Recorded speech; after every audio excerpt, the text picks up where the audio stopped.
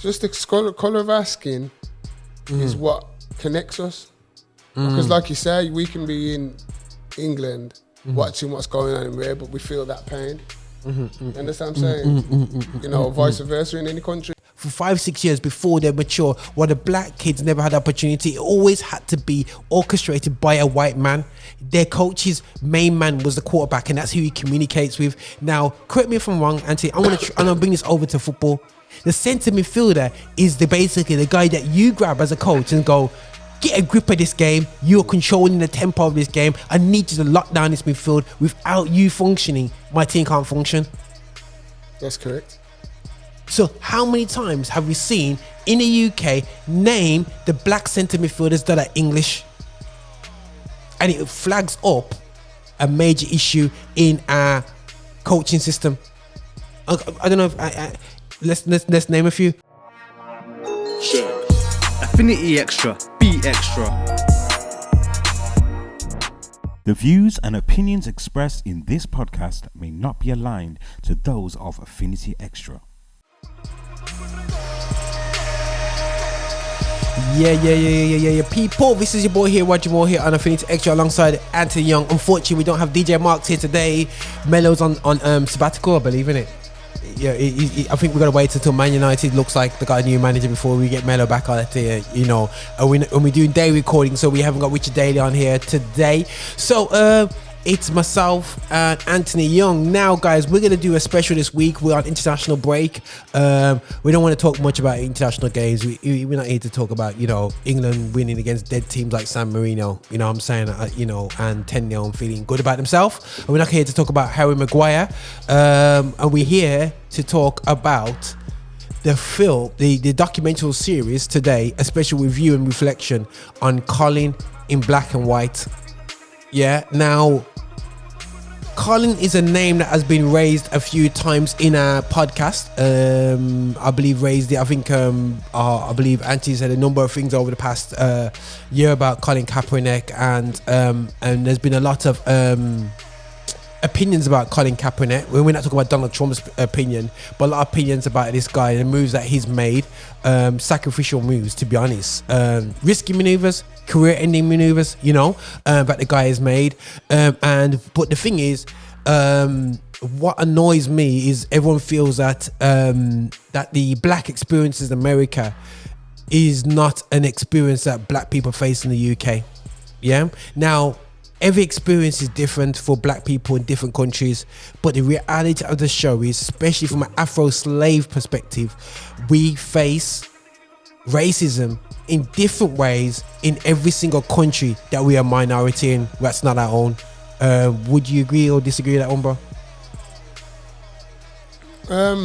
Whether you're Colombian black, whether you're USA black, whether you're Guatemalan black, whether you're whatever black, there's some sort of system that's relatable, connects, but it's all different in its sense. Yeah, of course. It's just that blackness, isn't it? It's just the blackness. It's just this. Yeah. Just the colour of our skin is what connects us. Because like you say, we can be in England watching what's going on in there, but we feel that pain. You understand what I'm saying? You know, vice versa in any country.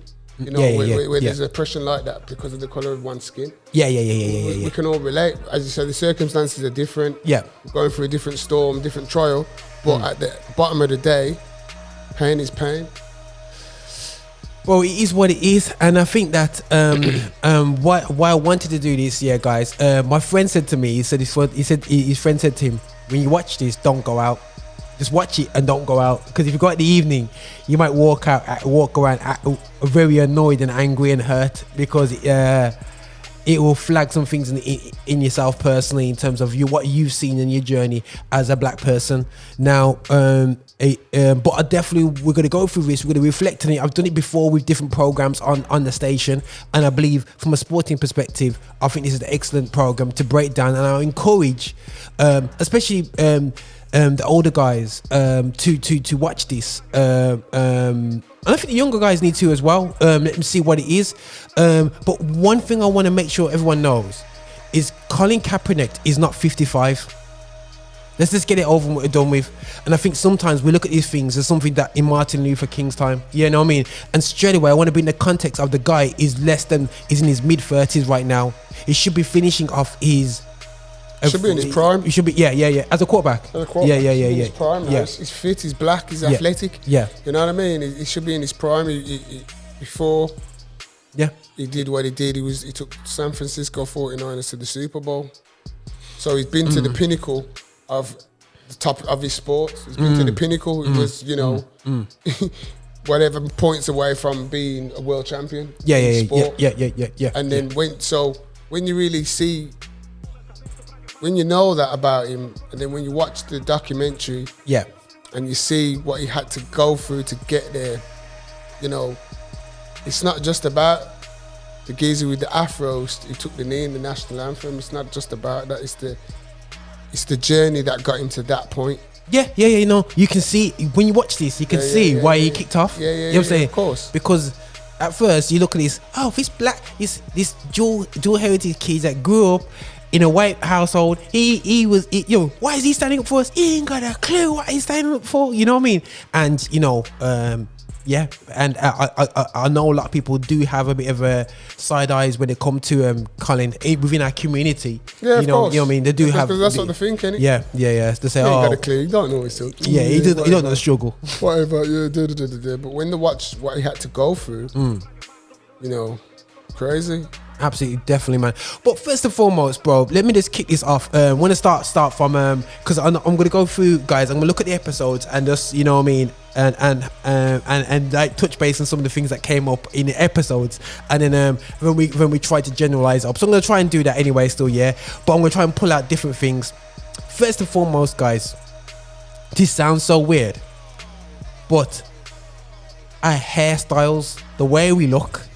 Yeah, Auntie's laughing, because guys, a lot of us we can relate in this country, because what did they say to us in sport, bro? Cut off the dreads.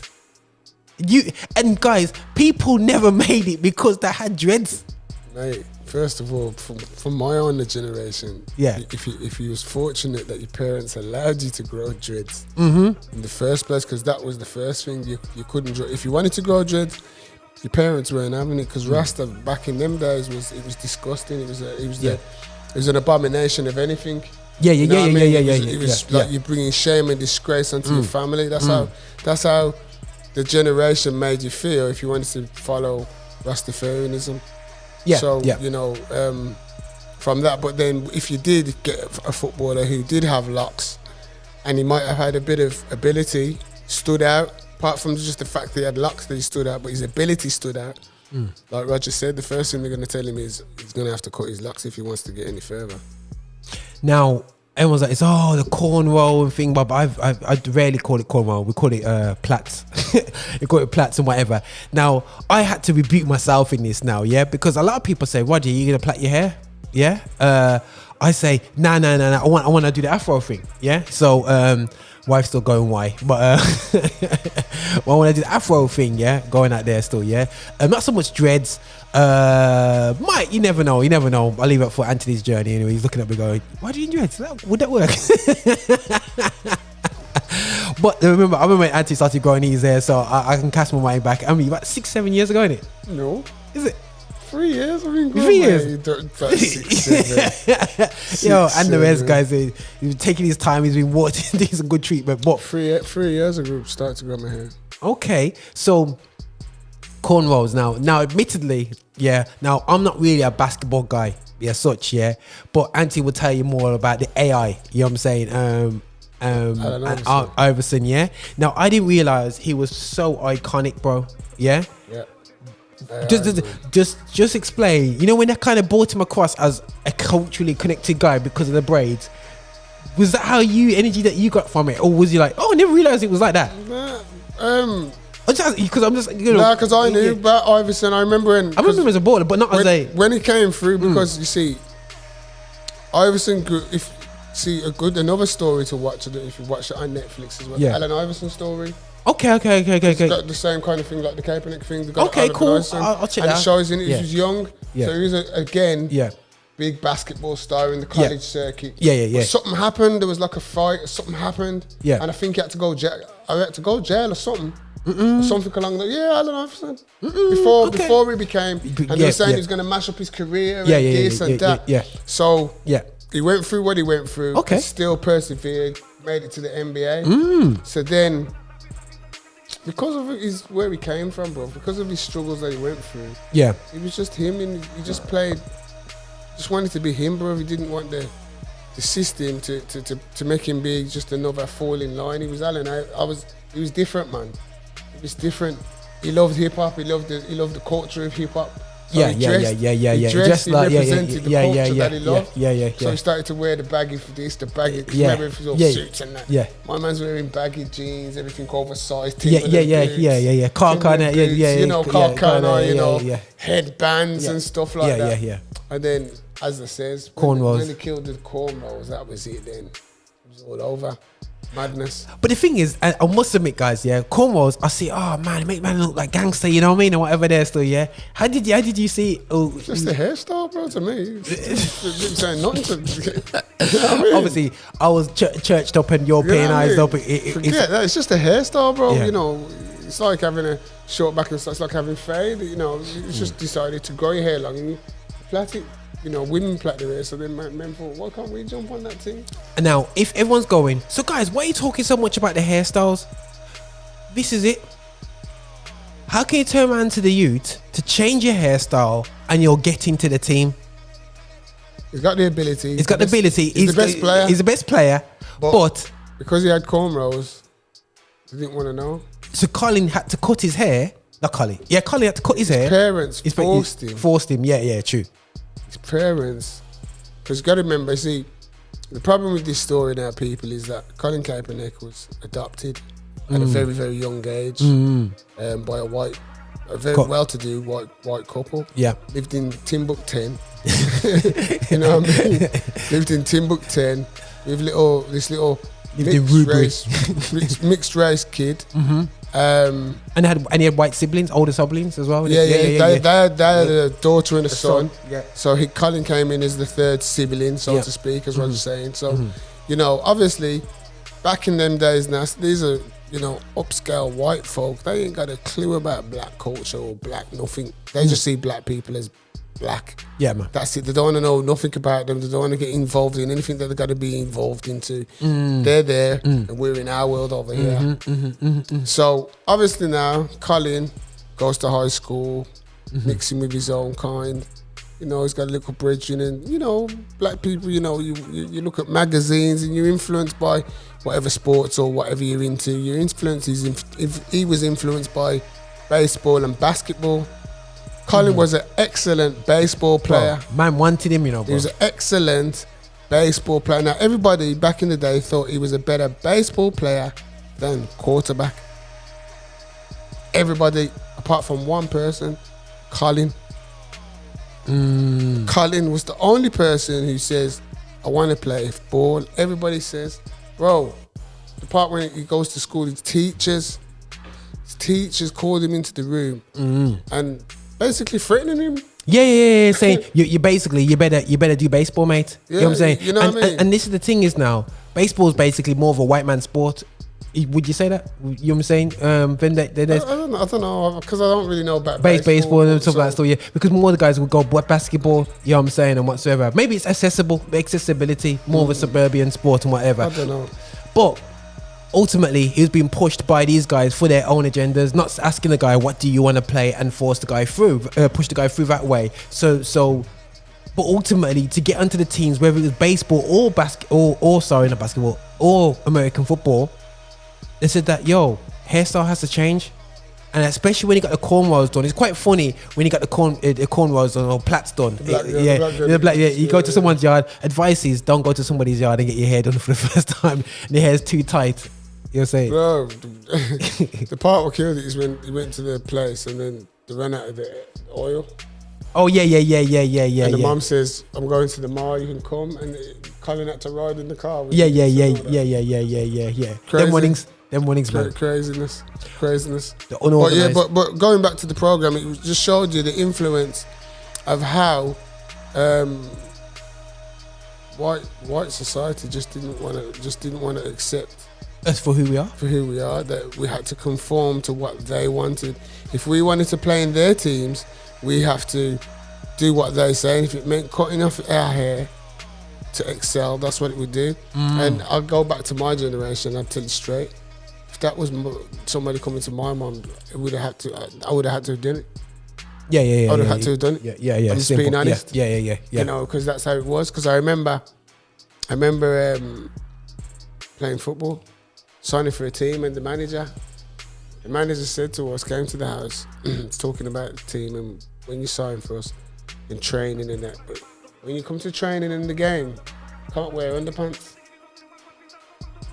Never thought, and you made it sound professional. It's because if you get an injury and this, that, and the other, it made it sound professional. But years later, we find out he's a paedophile. Dude. You get me? And your parents would listen because they're thinking, well, he's the manager. He's looking out for Roger's best interest. He's not going to come in there. Little do we know. You know what I'm saying? These are the things that people that people don't realise and understand, especially with black folk as well. We don't know how to make our stand, and because we don't make our stand together, a lot of talent has gone missing. It's gone missing. A lot of talent, guys. A lot. And that is why you listen probably to this station here and see this podcast where we go on very much about blackness, because we've identified it. We've not been like our parents and pretended like turned another cheek and we're going to conform to be. No, we want to be accepted for who we are, for how we are, for the culture that we live, for our beliefs and whatever. Just like we've accepted everybody else. Yeah, man. We don't agree with everything, but we've accepted. Yeah. That's them and their beliefs. Yeah. Fair play to you. Yeah. Do the same for us. That's all we ask for. You know what I mean? That's all we ask for. Pick us on our ability, not the colour of our skin. If Roger goes for the job and there's a white dude there, and Roger and him's got the same ability, same qualifications, you pick the best person for the job that you think, not because of Roger's skin tone. But you know what I love about this how they've done this documentary, bro, is like literally, and I like the way they've broke it up into episodes because they could do it all in one. Is where they start off with Colin talking, narrating, and when they're bringing these real life illustrations. So they had a black guy talking to a white interviewee, and he's saying, "Oh, your hair, are you going to what are you doing with your hair?" You know what I'm saying? You got the job, but what are you doing with your hair? You know what I'm saying? How many times? And you know what, bro? I get more. And he says, "I'll have dreadlocks," and he's like, "Oh, don't worry about it." Yeah. It's basically, you know, how many times have we gone into jobs and they're questioning our hairstyles? And I'm wondering, you as a white person, how many times have your hairstyle been questioned? Now we know they had the punk rockers out there. You know, with the big massive real Mohicans back in there. I can imagine that being questioned. But apart from that, you can have a million hairstyles and not be questioned, but we get questioned about what we doing with our hair. You know, people question me. Everyone asks me, you know, the great debate, what you're doing with his hair.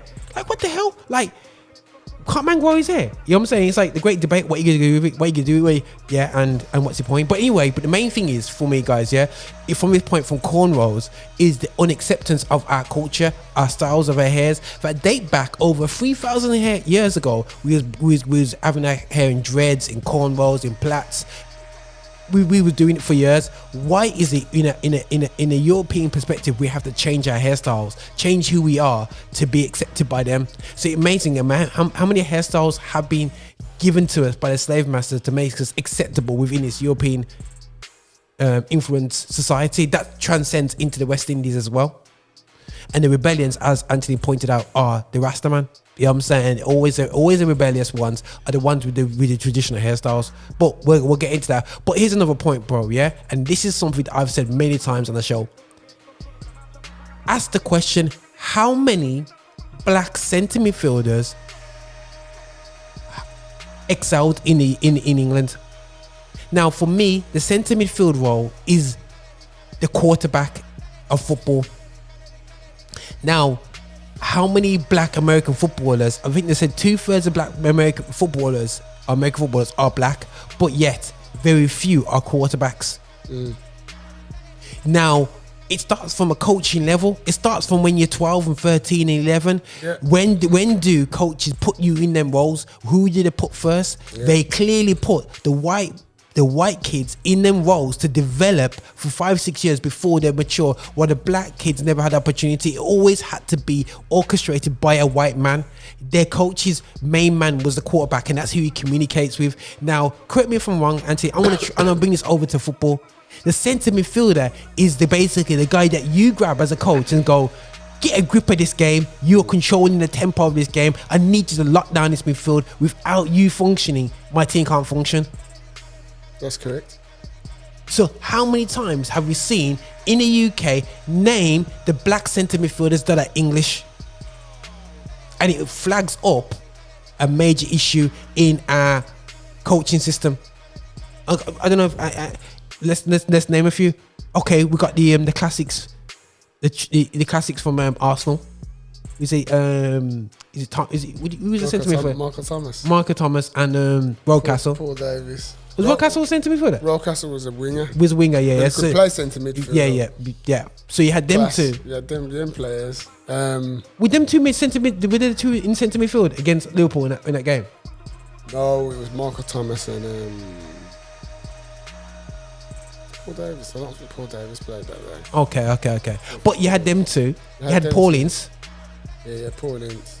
And looking forward, bro, have we ever had a centre midfielder? Right up to Bellingham. Bellingham's the next one. Bellingham, yeah. I think Loftus-Cheek should be. But they play him up front, man. They could have done him, but you see, remember, because he went to the World Cup. He was part of the World Cup. He was doing him, but then he got the injury. Yeah. I just don't think he's ever been really. I don't think he's really gonna fulfill his full potential staying at Chelsea. No. He don't play week. He needs to play week in, week out. He doesn't get that at Chelsea. That's what he needs. But Loftus-Cheek, if he was a centre midfielder, they don't play him in that centre midfield role, bro. They always play us wide.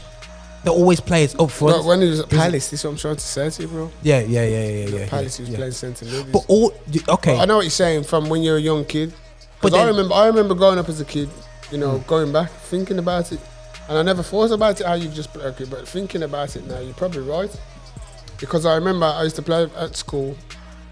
I started off as a centre forward because I was short, small and fast, innit? Yeah. So I started off there, and then when I was about 10, I kind of drifted back for the school into midfield. So then I started to play centre midfield. So then I went to senior school, centre midfield, box to box. Centre midfielder. Yeah. I know that feeling. Started to play for. I started Sunday League. As I said, I started at Sunday League as a striker. Okay. Then I left that team where I played as a striker. Then I moved to the next team now, and I played centre midfield. Okay. And I was a good centre midfielder, bro. Yeah. Then, my manager favoured another player at a different club over myself in centre midfield. So then I got pushed. I got pushed to the wing. To accommodate the centre midfielder. Yeah, all day. And here's the joke though: the centre midfielder went on to play professional. Oh wow! As a left back. Oh wow! Yeah, I know you're about. As a left back. Oh my! You get me? And bruv, and I'm not just saying because it's me, but bruv, man could ball, fam, and it's only like when you just broke it down and thinking about it. And I my brethren, Big Sil, is the same. Could ball, brother, and then you was forced to play in other positions to accommodate the Caucasian counterpart. Because we saw us with no intelligence to run the midfield. That's why, bro. But we didn't need to. They could see, but you know what? You can say that, but they can see what you can do on the pitch. But no, I hear what you're saying. but their preconceived idea, bro. Like Kaepernick, you notice the guy didn't even trial him. He said, "Sorry, we got another coach. We got another playing part." And the guy said, "I've already picked the other guy. I don't want to let him down." You know what I'm saying? But the reaction show is if it's the other way around, you get dumped straight away, bro. You know what I'm saying? At the end of the day, still, yeah. And let's go back to England, bro, because people saying England. Oh no, you have Patrick Vieira. No, stop right here. Everybody, Yaya Toure. These are all African. brought up through the majority through the French system.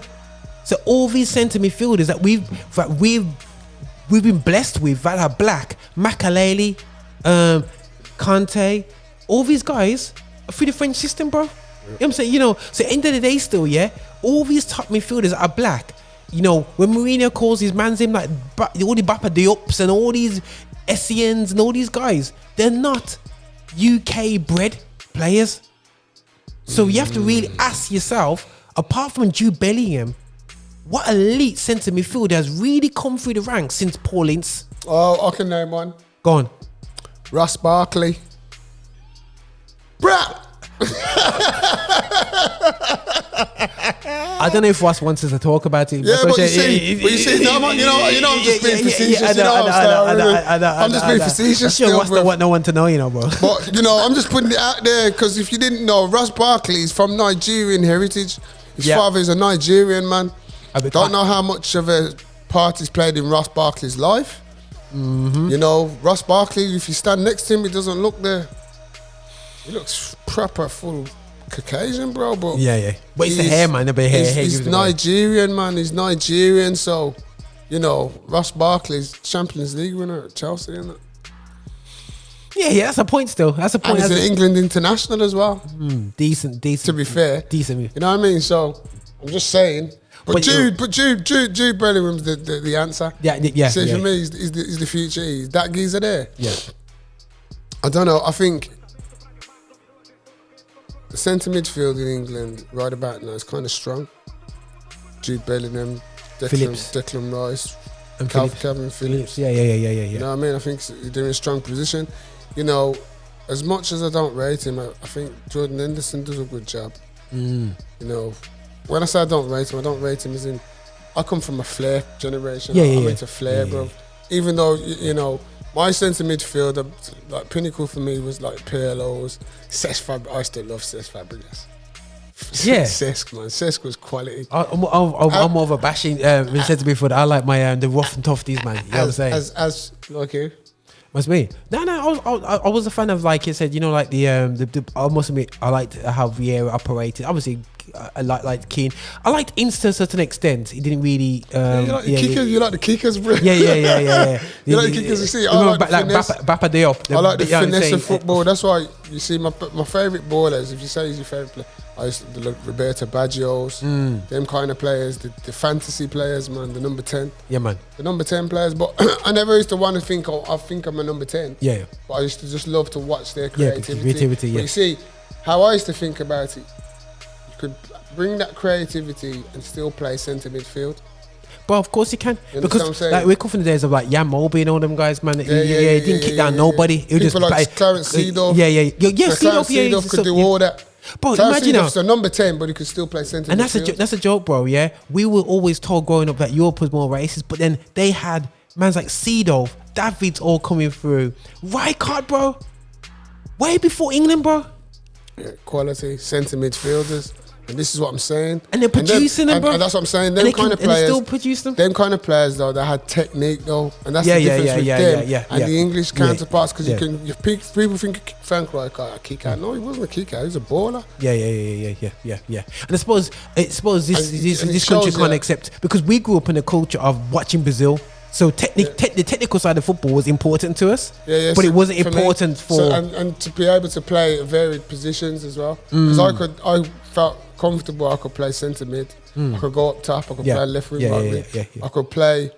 I drop back as a sweeper, play centre half as times. I do all those things because of my deep knowledge of football. I watch the game.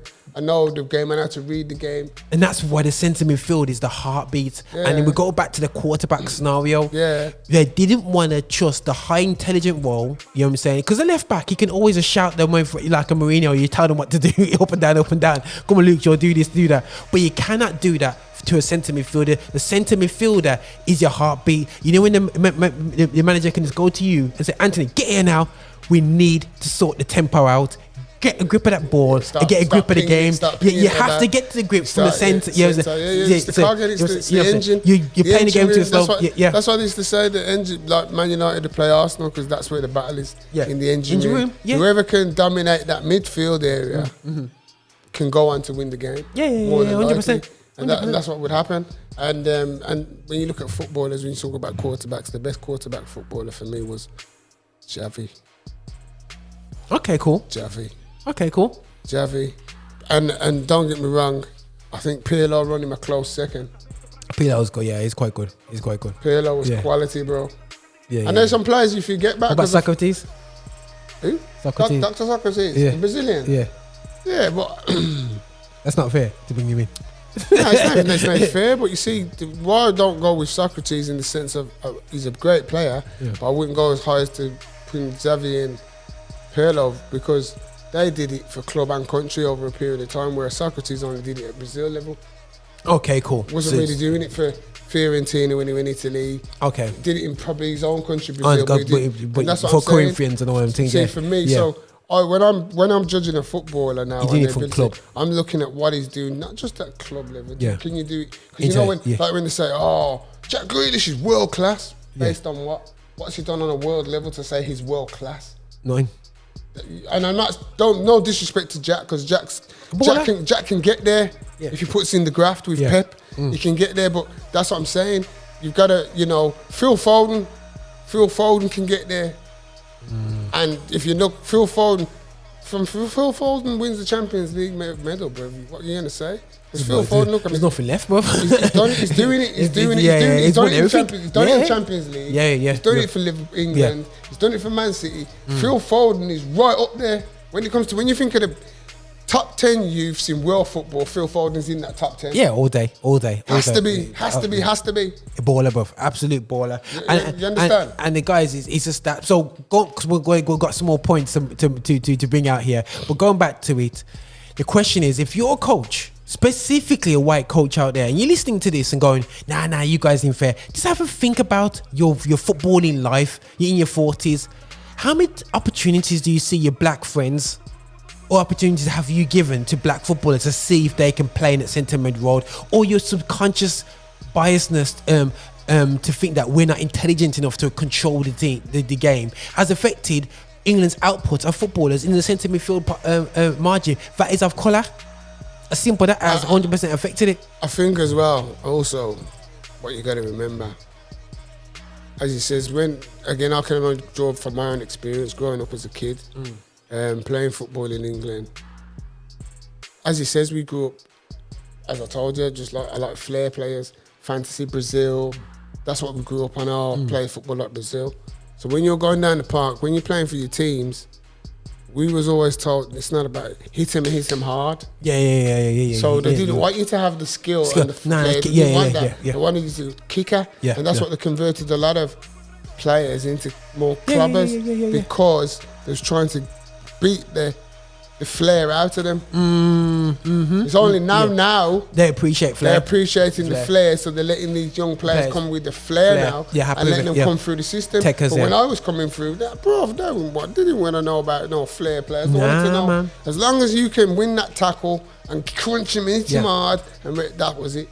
No, 100%, bro. 100%, guys. That was it. And that's affected England's output. You know what I mean? Could have had so many different ballers. You could have won the World Cup X amount of times if he had accepted blackness in terms of fullness. France did, and who did win? Who was in midfield for them when they won the cup final?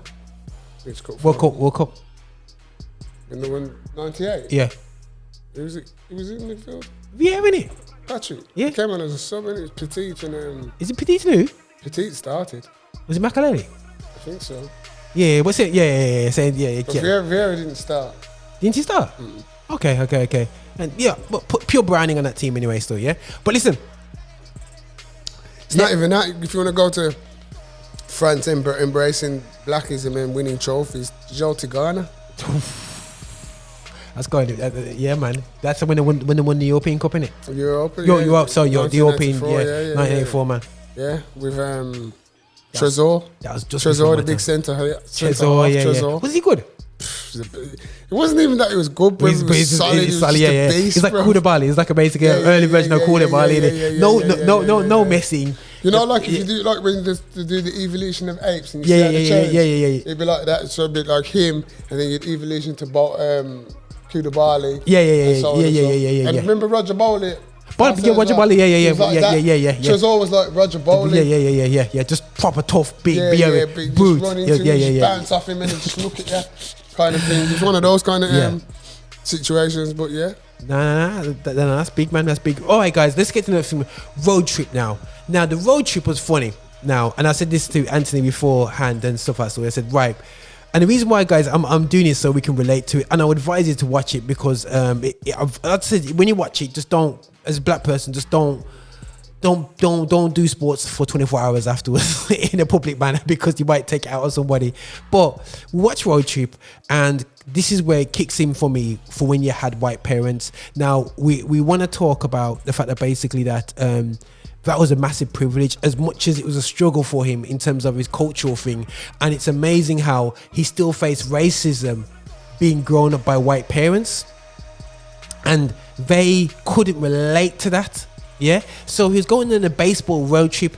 Point number one, very few people, I'm sure, and it sounds really harsh, but very few black parents, especially that generation where we had to hustle in life, didn't have the privilege of parents being able to go road trip every week and focusing on your sporting career. You know what I'm saying? I can't remember one weekend where my mom was focused on my sporting career going, listen, right, we're going to go and take you to football club. No, I never had that, man. I might have to come and pick me up from my yard, bro, just to go football, man. But that's my journey anyway still, yeah? But the thing is, he was going to these hotels and his friends could do whatever, and he noticed his eyes were on him. And his parents could never had a... Everybody was on him. Everybody's all staring at him, and he used to get paranoid. Big time paranoid, going, why they talking to me a certain way? And when it got revealed to him is when a ghetto team turned up in it. Yeah. So the black team comes in. I can relate to that. You know what I'm saying? When you're there playing the white team. We see the brothers walk in, think, yeah, man. Yeah. And he straight away, he don't know them, you know, and straight away he's like, yo, where's he get the t-shirt? You know, you just have why is that case? You can be growing up around white. Now, I grew up around white people. Fortunately, I went to a black church, so I grew up in a suburban area, yeah? And I get it. I absolutely get the fact that basically it was more of a home going to black church, and I felt more part of in every day of my life being in a white area, white school. You know what I mean? Simple thing for me, and I can get that. I don't know, when you saw that, Anthony, could you relate to that, or you always around black people?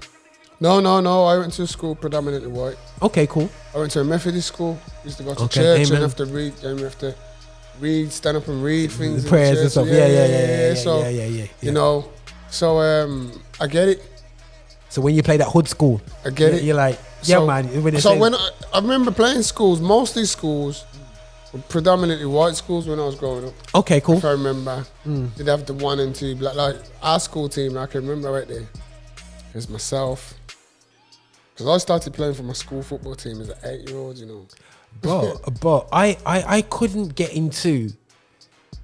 I actually, the Yorkies, bro. Yeah, they stopped me from playing. My rugby manager wanted me to play rugby. My PE coach, I'm at school, and then I ended up being rugby captain. I didn't play school football properly till I was in my 4th year, and even then, they just play me up front or send, but basically striker up front, come on pace. You know what I'm saying? But yeah, I would play football every day at school, and I was known for playing football.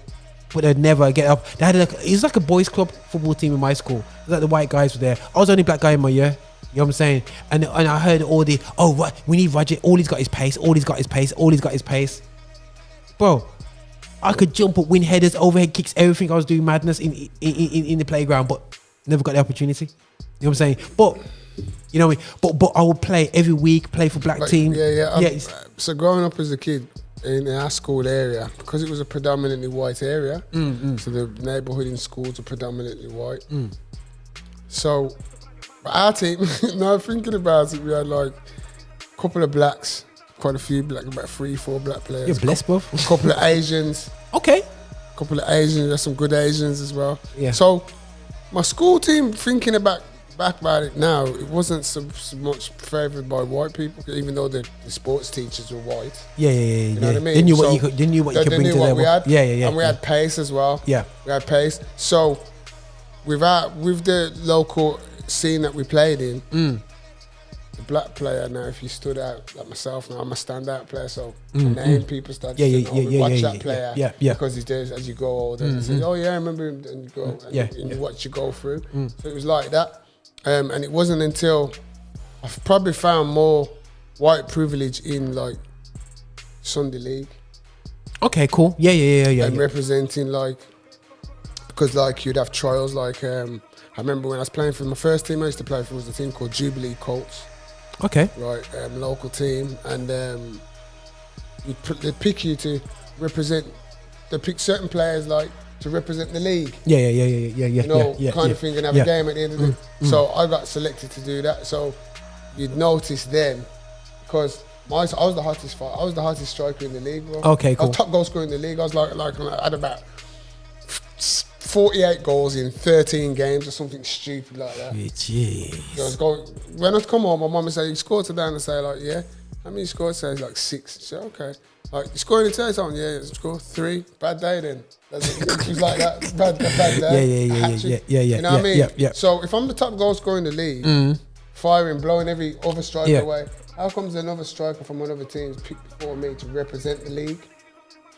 You get what I'm saying? Yeah. Go on, make sure people can hear that down the mic. You know what I'm saying? So how comes that's going to happen? If I'm the hottest striker, someone's getting picked over me. And so that's when I started to see these disparities. Okay. Yeah. That's when I started to see things in football. Did they? The key thing for me in this road trip, I think, Bob, is did they define your aggression? So, because if you know Anthony, he talks quiet, yeah. So, was he a quiet boy growing up, or did you say? No, I was really quiet. He was real quiet. Really different. Okay. Jesus set him free, you know. You know what I'm saying? Growing up, I was really quiet. But did you find there was some assumptions made upon you? Did you feel like, they stay, you know, like same thing they said to me, basically, if you want pace in your team, why you got the pace? Just assumed because I was black, I had pace. That again, because I was small, I was fast as well. So, but because we had other black players in there, better than me at the time, older than me, so they couldn't really come to me like that. Okay, that cool. Kind of using situation. Okay. But like I'd feel it like cricket. Okay, yeah. I'd get alright then.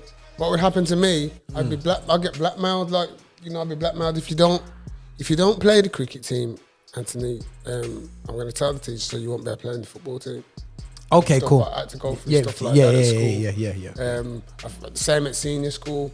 The teachers wanted me to play for the older football teams. Okay, cool. And I didn't mind, but because I was playing football so regular, I just thought, I don't want to play. I don't want to play because I was playing for the district. I was playing for my Sunday team. I was playing for this team, that team. And then you want me to, I want to rest. And then again, the black man, if you don't play, I get you kicked out of the district team. I get you kicked out of this team. Jeez, man. Kicked to that. That's the pressure, man. You know, it's in the pressure of. I don't know, white kids didn't go through that. And the politics of pushing us. I know white kids didn't go through that, bro. I know white kids didn't get through that. Teachers weren't going threatening them if you don't do. If you don't do, we were going to do. They weren't going through that, bro. Because the parents, man, you know, I remember, I never forget, bro, my, what put my parents off with the school and sports for me and it really messed me up was when I went to senior school and they opened day. What do you call it, open day, innit? Yeah. So I got to see my tutor teacher. As soon as he saw me come in now, bear in mind, I'm the only black guy in the year, you know, bro. Yeah? As soon as he saw me come in with my parents, first thing he said with my parents there, is he good at PE? Straight away. But with my parents now, that went down like a lead balloon, bro. You know what I'm saying? That done my whole football career at school. That, like, you're not doing football, you're not doing rugby. My parents, I could have done rugby and football at the same time, but my parents said you have to pick one. And because the rugby coach really wanted me, the football coach, he just never had a chance. You know what I'm saying? Because he was just certain schools, because I went to a small school, certain schools when they come together, it's their mates that all play, that make up that team. So I never had a chance, man. You know what I'm saying? But it's the way it works out, man. But if hopefully, guys, we don't come across as bitter old men about our past. But you have to realize that the schisms and isms and schisms that we got growing up. No, it's just that's what we're saying. We can relate to the Kaepernick story because we've all been through that kind of the same journey, the same oppressive journey, the same discriminative journey that Colin Kaepernick found himself in. And the difference for him was he was a black dude living with a white family, and they stood up for him. And bro, okay, cool. But no. If he had black parents, I don't think he'll be. No. Things wouldn't have. Opportunities wouldn't have arose. He had a pass for Colin Kaepernick with his black mom and black dad, then it did with how it was. Don't get me wrong, but he's still, what you're saying is he's still got privilege more than the average black dude. Yeah, and so you did raise an issue there about you being forced by teachers, and we saw this in this storyline about the teacher's pressure on his career, That's to right. say you got to do this because you are superior. There's no point going through that and bullying him in that whole career decision. But this is where I believe that. Where Colin now, remember Colin's 35, and guys keep on talking about this like this happened in Martin Luther King's time. It's the police thing, bruv. Now, when his mum and dad was there driving past the same police, driving at the same speed every day, every weekend, same thing. Past the same bike. But this one weekend, the driver looked a bit like he caught a bit of a suntan. Yeah, man. Caught a bit of a suntan. Colin had a squeeze, man. Because it's the same car, isn't it? Same car, and Colin was driving the car. Colin was driving the car because his parents gave him a blight and said, he said you can. He was of age and he passed the test and whatever. He's learning, like over here. As long as people are in the car with you, no problem. And pulled him over saying he was doing this. No, the parents says, let Colin deal with it. They didn't stick up for him. They tried to. So, but you see how they laughed it off afterwards? Yeah. That's what I'm saying. It's just, don't worry. Don't worry. You never had it. You've passed your first driving thing. The boy is traumatized, That's when he started. He started to sink into it. He clocked it. How comes I'm being treated? I'm different. People treat me different. No, he clocked it, man. People treat me different. How comes now he's starting to really question things? And guys, this is still, again, this would be 20 years ago. This is not that long ago, bro. This is talking about, bro, the turn of the century. So we're talking about 2000. Yeah. Simple thing. 2000.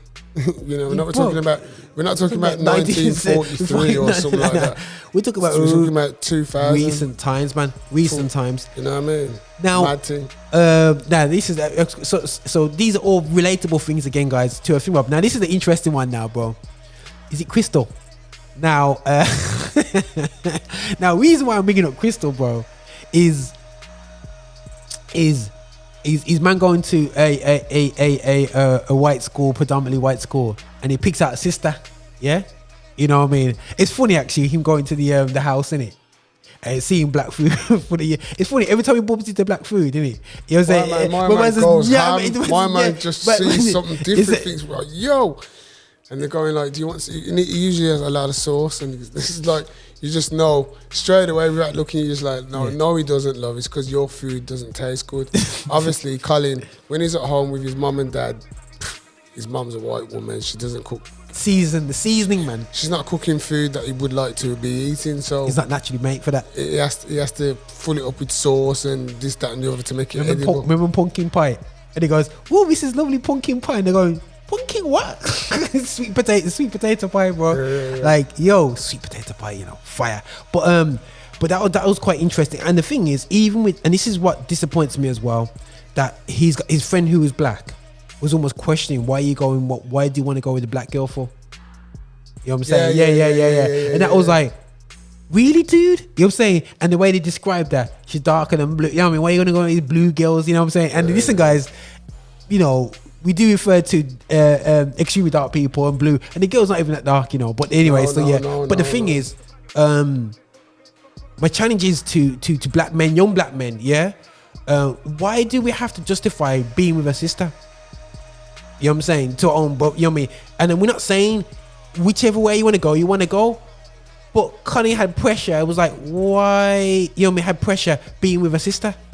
Like, why you want to be with her for?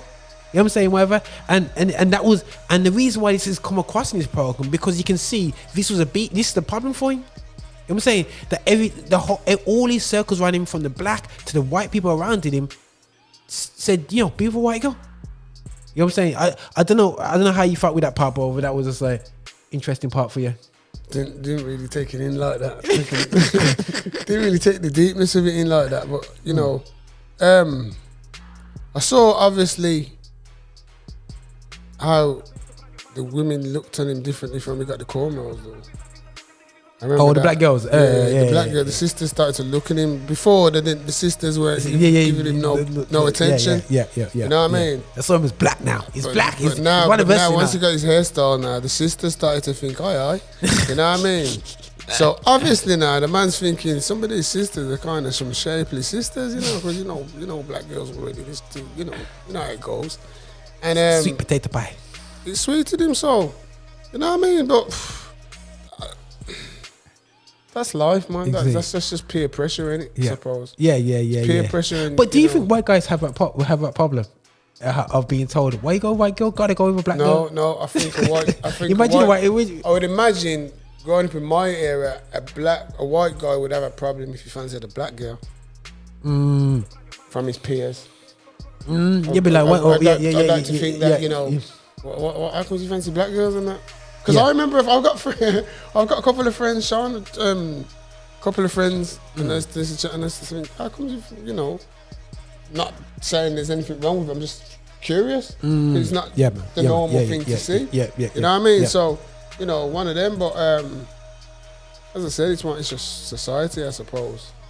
You know it's totally sad, you know what I'm saying? Absolutely sad. And I think that I want to refer back to the fact that basically I truly believe, and it sounds kind of harsh, that as much as Colin faced a lot of the oppression, a lot of the negativity from black people, I do feel that he's reached his culture, and even though he had parents that never really related to him in that way in terms of giving me his culture, but they tried in their own way, I felt like he had the privilege of I really can't see him being that role if he didn't have white parents. I'm not saying he wouldn't have made American football or a sportsman. He had the raw talent, but I feel like you know, like even getting the coach now. You know what I'm saying? I know what you mean. Like to go into the summer school to get the training. Yeah, and all that. I hear what you're saying. Because our hustle is that hard, bro. I hear what you're saying. I hear what you're saying, and let's be real. I mean, our parents didn't have them kind of links. No. Our parents didn't have those links where you could. Whereas now, we have those links. Yeah. Because we can get a link and say, okay, Roger's son's a great baller. I know a man who knows a man who's in a place can. Yeah, cool. Yeah. Whereas Trials. Our black parents never had that. They never had. We didn't have no links like because that. it was a white world. Exactly, and they've just come out from the boat. They're just doing the do. We're just the first, second generation, third generation of their kids, immigrant kids who are in this country. So they ain't got no links to no football coach or no cricket coach or no whatever coach. Yeah. They ain't got no links like that. So Colin benefited from having those white parents in those situations, that scenario. Yeah. For him to probably have been spotted as a baseball pitcher or an American footballer. If he was black, let's be real, would he have had that? Doubt it. Very doubtful. Very, very, very. Not saying he wouldn't have made sport. He might have been a sportsman. But it would have been the journey would have been a lot harder. But what you find, bro, you sportsmen, elite sportsmen, they generally can do any sport they want. Yeah, elite sportsmen, when you really look back, like even Brian Lara, them and all them guys, Dwight York, they all did cricket or football, did both. They was in both teams. You know what I'm saying? You know what I mean? And whatsoever. Can you play cricket? Yeah. You sure? Yeah. What, your number 3 batsman? I was an opener. Is it opener? Yeah. You had the patience? Yeah. I was a swinger, man. I was an opener. I was a cricketer. Yeah. Basketball, gymnastics. We didn't have rugby at our school in them days. Yeah. I was rugby football, man. Athletics. Oh yeah, all day athletics team. Yeah. Long jump. I was long jump. Okay, long cool. Jump, triple jump. Hurdles. Okay, cool. You know what I mean? I was a very, very sport. Yeah. And I was good. I was very good in all All the sport. You know what I mean? So I hear what I understand. So he might have been a basketballer rather than. I could play. I was good at basketball as well, but it's England and we never. We don't. But obviously, growing up now in my Jordan's the man, and But again, in football, it's not. I played basketball because I like to watch it, and we played it at school. Okay, we cool. had a basketball team at school. Okay. So we used to go to other teams. That was sick. But I wouldn't say I took it serious. Like my brethren, Michael Jones, he went to America for like 6 weeks holidays. Bro, when he came back, he was like Jordan, fam. I swear to God. Michael came back, and I remember like the 4th year basketball team. You see, when Michael came back and he was like that, everybody stepped up their game. Yeah. And then playing in the basketball team was sick. It was fun. So I can relate to. So I hear what you're saying, bro. So it's what sport? Because I know I played volleyball. Sounds weird. I was really good volleyball, and even when I weren't saying myself as tall, but I was in the 16 playing in West Midlands League. You know what I'm saying? Okay. You know what I'm saying? And I could literally jump and spike over them nets, and I was short. You know what I'm saying? So I'm always known as a guy who could jump. So so I could apply that to basketball. I could apply that to football. So even now, I'm jumping up and heading balls above everybody, no problem, because I got that natural spin and I could spike with my hands and whatsoever. So being a sportsman, so I think that Kaepernick could have come through, but the way he come through and the position that he's come through, I do believe his dad being able to say he's trained with coach so and so, and what was good with that coach guy. As much as they got the little racism thing in them, you know what I'm saying? But they rough you up to be stronger, man. You know what I'm saying? Stronger. They toughen you up, Because as much as they got that thing, but and they know that if you're good, he will get it out to you. And you know what? It better off he faces the harder life being black right there, because he's not going to find it easier later on in life. You know what I'm saying? You know what I mean? And what I have to do is have to salute Colin as a teenager, having the desire to go for basketball. I think I would have quitted and went for baseball, bro. American football, you mean? American football, sorry. I would have. Yeah, most people would have. Because he had a lot of pressure. The grief he was getting, and remember, he was getting no scholarship offers. Bro, he had school peers, parents. Yeah, everybody remember the whole school turned against him when he said he's going basketball. The whole school loser. Threw away your career. You're a joke. But he was that good that he went against his coach, innit? Yeah, he went against everybody. The only people who supported him was his parents. Bro, he was, and he had the perseverance all year round to stick to it. And at the end of the season, they lost out. When he got the one phone call. But the thing is, he was playing basketball, and they just text the guy. Their phone called the guy and said, "Listen, man, this kid, you can see he's special." You know what I mean? And that's what I think is, you can just look at certain people and they said, because to he must have threw the basketball the whole court in it, and he was like, look at that arm, man. He's got a good arm. He's got that good arm on him straight up. But it's just like, I have to rate him for that perseverance. Yeah, but you see, the thing with Kaepernick as well, when you come to him as American football, when he came through, they were saying he was the starter, the new breed of a quarterback. The quarterback, he could not just throw it, but he could run. He could run. Yeah. You understand? He could run. He's a running quarterback. See, now there's people like Lamar Jackson and these kind of people who are getting the spotlight. But it was Colin Kaepernick. He started that trend of being a geezer, not just with an arm. He can throw. Yeah. And again, if you notice now, if you watch American football now, there's more and more black. There is like coming through. So again. But the thing what hurts me the most for Colin Kaepernick, as Roger said, he's only 35. He should still be playing. And because of his stance, that now people have started to salute, do around the world. Remember, he was the first who took the knee. Took the knee before it was fashionable. Against the president, bro. Against the president, the national anthem. And what was it because? Because police were killing off black children and there was nothing being done about it. Now everybody talks, he did this against America, did that against the flag and the national anthem, and how dare he? Well, how dare a policeman kill an innocent black man for no reason? How dare he? How dare he? And nothing gets done. But all a man does, because of that, a man says, well, no more. I'm going to kneel when they play the national anthem. And that's why I have to pay homage to his brother, And that's why I started to name him. I remember I used to name him. I was naming him from 2019. I think I was naming him. And people said, oh, nah. I said, listen, Colin Kaepernick's done The said thing what Muhammad Ali done. Yeah. Gave up their career. Willing to sacrifice their career for what they believed in.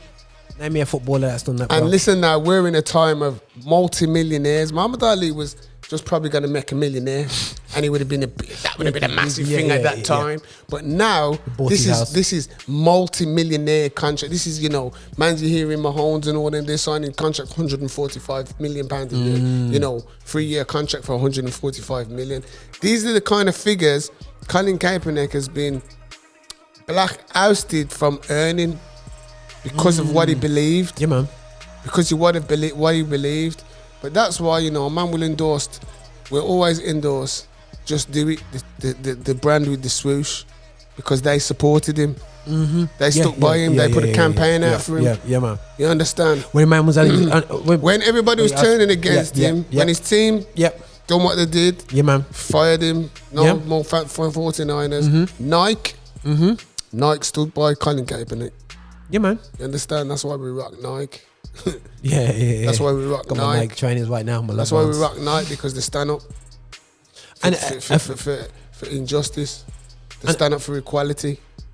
Yeah, no, 100, bro, 1000%, and I think that, you know, I have to salute again. We do often say, who is our Colin Kaepernick in the UK for injustice? People could say it's Rashford. It's not Rashford, because Rashford is standing for something different. But he's doing. Don't get me wrong. He's doing good for what he's doing. You have to respect the man. Yeah, he's doing good. You understand? Because there's many a footballer out there who hasn't done nothing or even come close.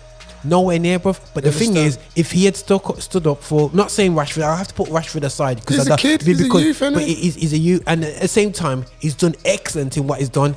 That's not what we're talking about. We're talking about specifically about racism, to stand up and say this has to stop. What for? Bro, you know what I'm saying? I'm prepared to put their career on the line. Who is the black footballer that walks off the pitch and says, I can't do this anymore? And I always laugh and tease Mario Balotelli. I'm sure he's walked off the pitch one time, bro. You know what I'm saying? And cause of a storm. Look, everybody, you know what I'm saying? This is the problem. And he's the villain. That's right. Everybody vilifies Mario. Guy walks up. Yeah. Mario, you see, and that's the thing, because when you're different, that's what happens in life when you're different. And Mario, you're the bad geezer. But he had to go through a journey of self-awareness, man, because Mario, he never knew he was Ghanaian. I remember he would deny his Ghanaianness. You know what I'm saying, bro? Yeah? He would turn around and said, I remember an interview Mario Balotelli, and I said to him, I said, yo, I'm Italian, I'm Balotelli. I'm Italian. I'm and they're like, no, you're not blood. I mean, you're straight up Ghanaian. That's who your parents are. You know what I'm saying? Whatever. But the thing is, he's now realised the difference. It'd be amazing if he did a story like this on his own life. That would be deep, you know, bro. That would be deep. That'd be a serious that would be deep, bro. Because the you thing can is, imagine the racism he's had to go through. Yeah. Well, it'd be good. Like, it's a good point actually, because knowing as a black kid, for him to come out into Milan, would have been interesting to see the privileges that he had to get through to get to Inter Milan. Because he had white parents as well. That's what I'm saying. But the joke is, bro. That's what I'm saying. Now, my brethren, she's Ghanaian, Italian, and she said there's 2 stories to how we got with that white family.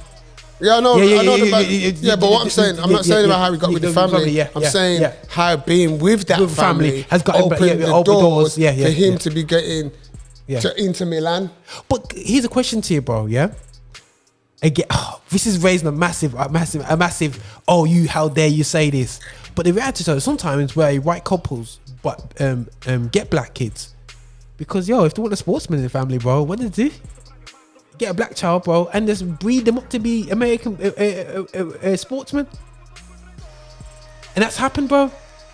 In America, in football, in America, they take their kids out, adopt kids from. I've seen that. There's a big film, a famous film with big footballer. Sandra Bullock was in it. Sandra Bullock was in it. Yeah, she was the mom. But that's nothing strange, you know, bro. He was American footballer and he became really famous. Yeah. I know the story. And they get him from the hood, from his mom, and which is fair play because his mom is the wrong thing. But they take these kids to build them up because they know that they can be great athletes. They don't look at the academic side of them. There's a big investigation about it. I remember the thing we had about now. Yeah, because you're guaranteed to get an athlete if you got like an oversized picnic. You just get him in and just train him up, bro. That's where it goes, man. That's how people perceive things, Probably didn't start out with that in mind, really, Just saw a privilege to help an underprivileged kid, and it just happens to turn out that way. Especially when it's a white family. So especially when it's a white family and it's a black kid involved. I'm not saying it doesn't happen. Yeah. But there are some genuine. Of course, man. You understand? That's what I'm saying. There's some genuine out there, but there's some. You know what I mean? So it's like care work, innit? We in the care work, but there's some genuine care work. There's some genuine care workers and some genuine just there for the money and the dough up there still, and I force it through. But listen, guys, this was not only a review but also a reflection. Out of 10, bro. Talk to me. What, for the whole Colin Kaepernick? Well, for me, as I said, Colin Kaepernick is a hero for me still. You know what I mean? Even though he's a youth for me still. I salute the youth, and then I salute the man in him, bro. I salute the fact that he's conscious of himself, his authenticity. Even though he grew up in a white society the way he did, he still kept that blackness to him. He reached out, man. He still, to this day, to put him where he is now, that's propelled him to make this. Because you see, these things wouldn't have been made unless he went on his knee. Like Colin Kaepernick is like that Jesus moment. He had to go on the cross. He had to go. Sacrifice it. He had to sacrifice. He had to make the sacrifice.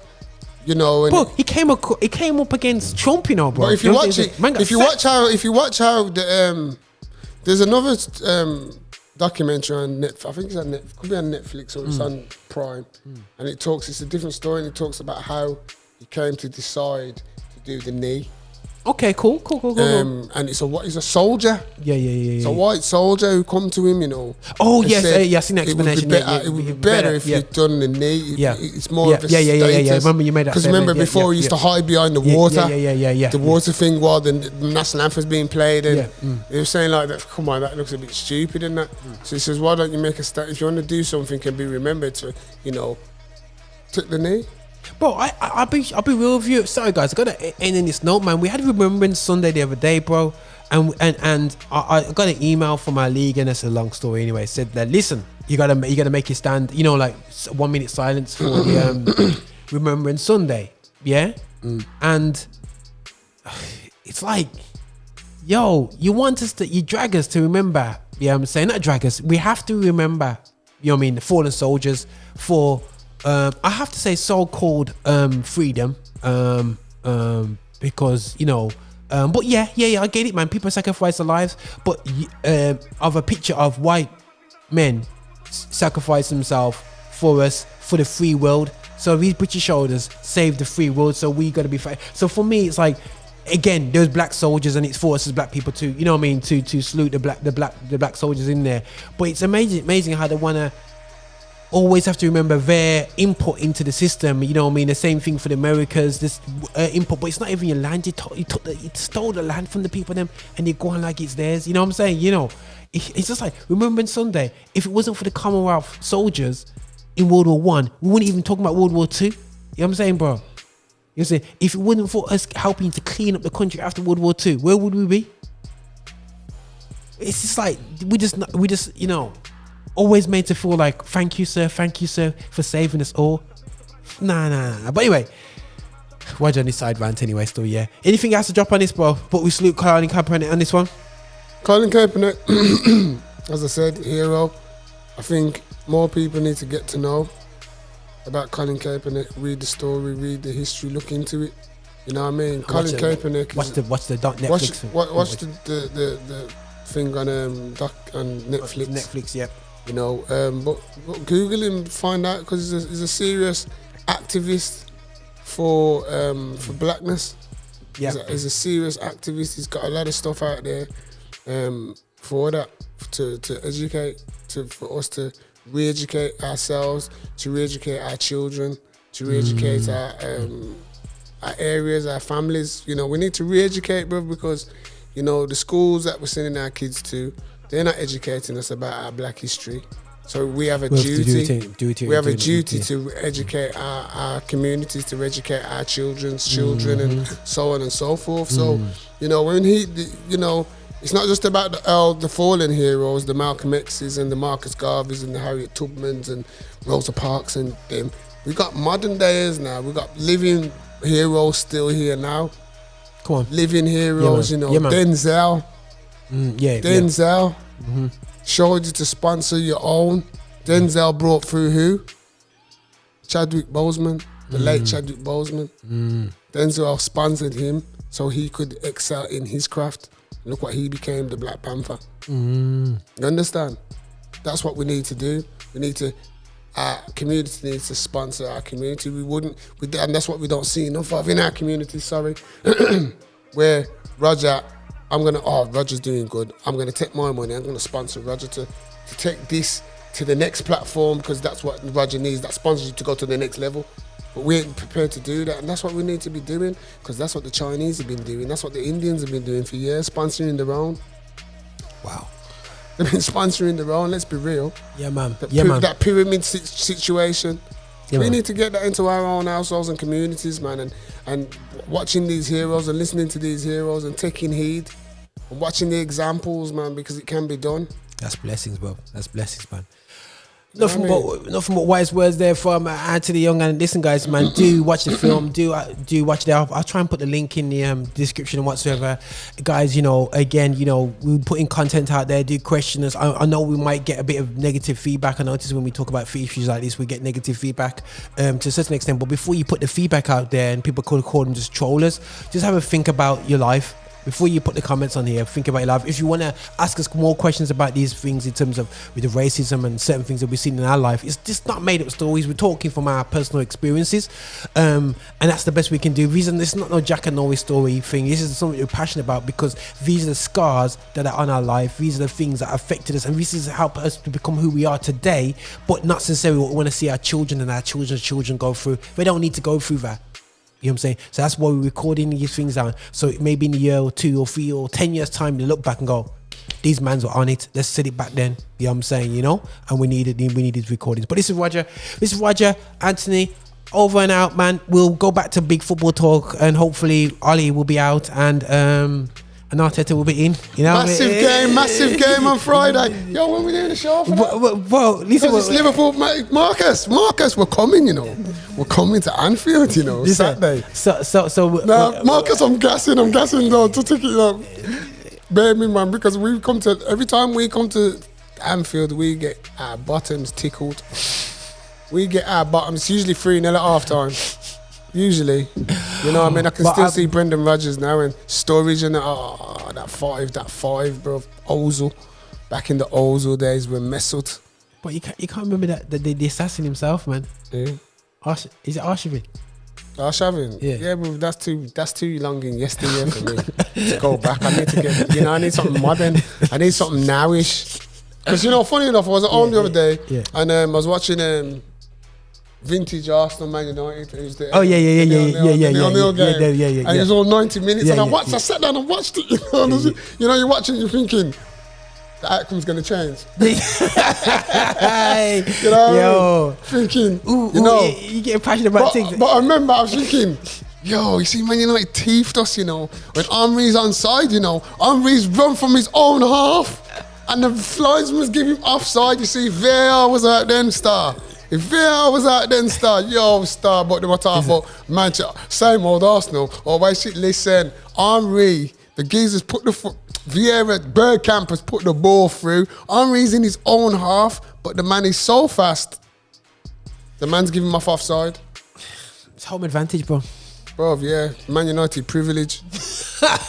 Man United privilege. We remember that Man United privilege, bro. Every Premiership team knows about Man United privilege. Facts. We ain't got it at the moment, I'll tell you that. That's facts, but football's back next. Football. Next year, we're back to record next week because don't forget we're gonna get back in the league games and we know the draw. No, we don't know. We won't know the draw yet for wherever Italy and Portugal where they end up. I just want to say this as well, Raj. I don't know about you, but I don't feel confident that Kylian Mbappe is going Real Madrid. I've just got this feeling about the Scousers, bruv. Because remember, don't narrow it, because the man's talking about he wants to play for Jurgen Klopp, fam. So this is what you got to look at. Jurgen's going to Real Madrid. But listen to but watch this. Everything's possible because Mbappe is a free agent.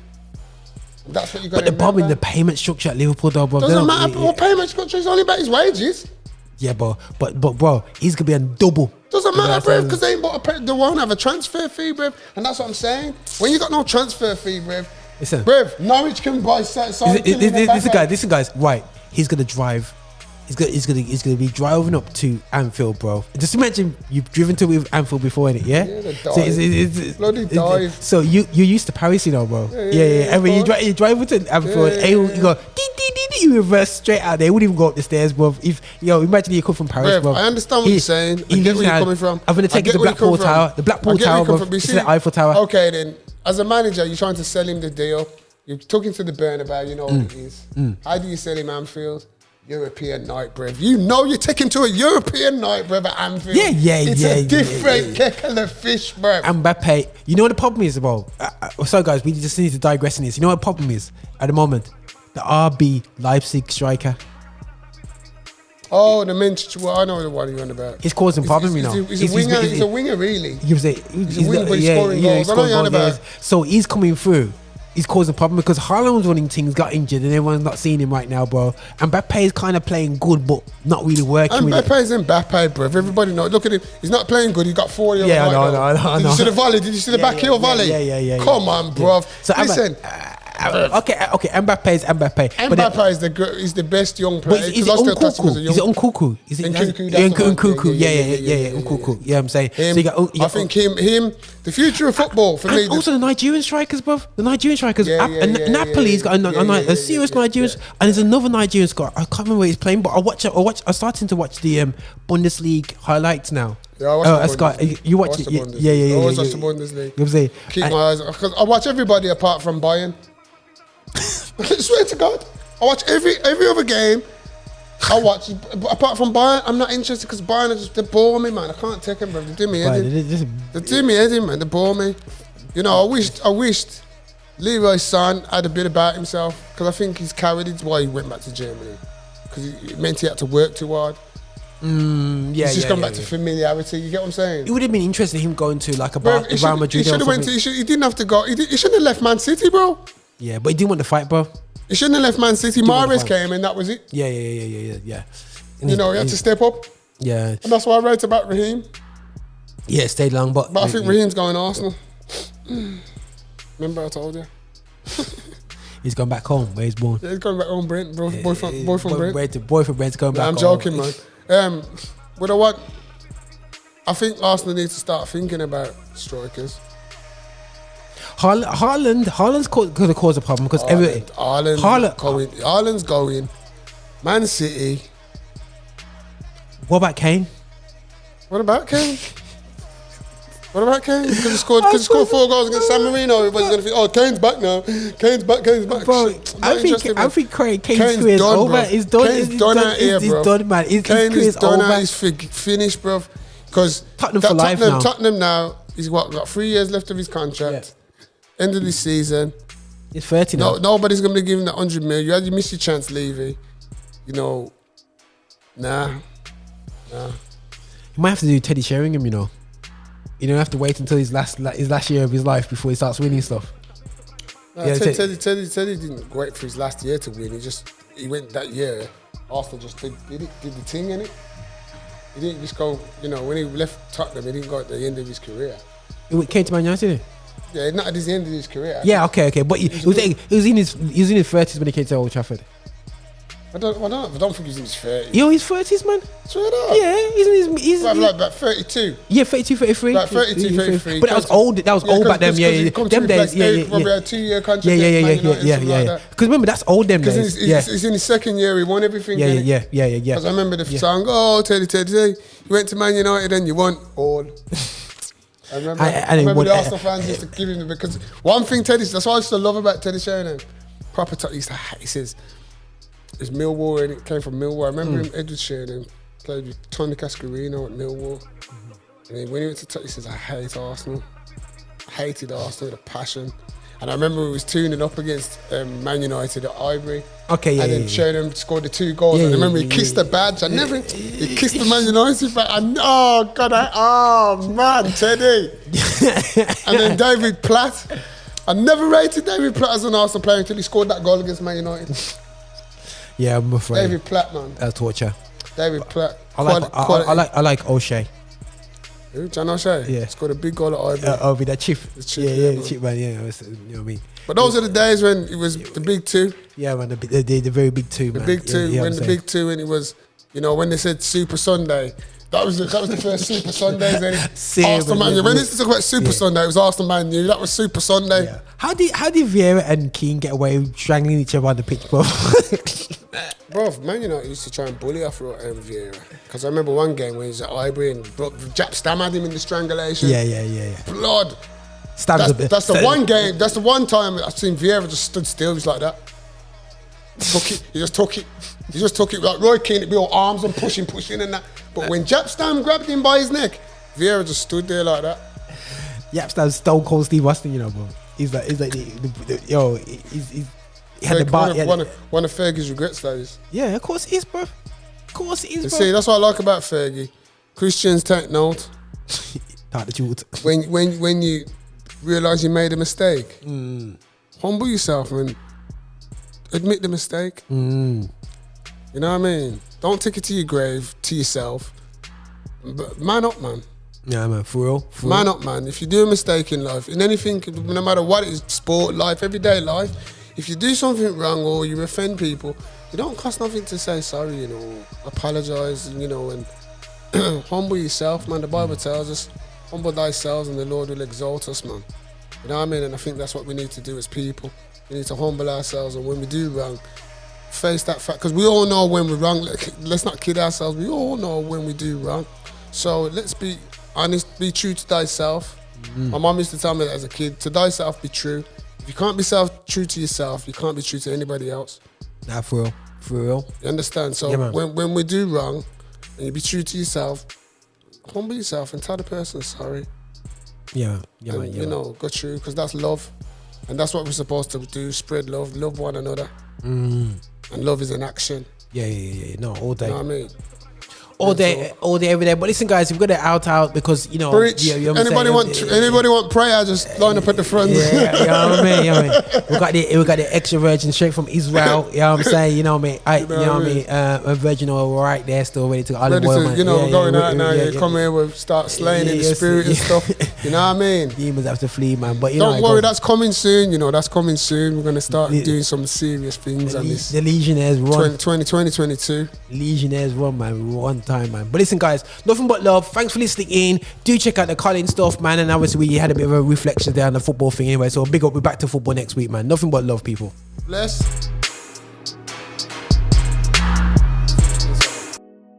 Thanks for watching this content. Don't forget to subscribe to our YouTube channel. You can also listen to Affinity Extra 24/7 at affinityextra.com. Don't forget to follow us as well on all social media, Facebook, Instagram, Twitter @/Affinity Extra. If you wish to support us, or if you want supporting as an artist, go to our Patreon, which is patreon.com/Affinity Extra, and don't forget to be extra.